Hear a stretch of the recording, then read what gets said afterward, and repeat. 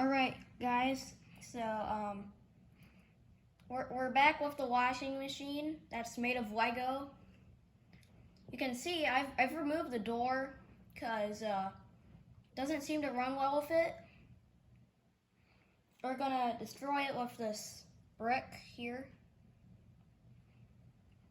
We'll just turn it on and throw this thing in and see how the aftermath goes. So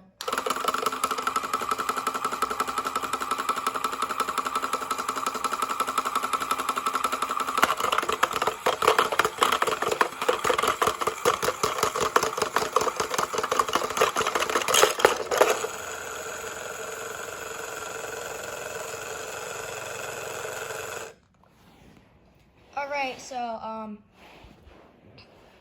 first of all, sorry if my finger got in the way. Somehow, the drum detached. In fact, part of it came off actually. Earlier tests off camera showed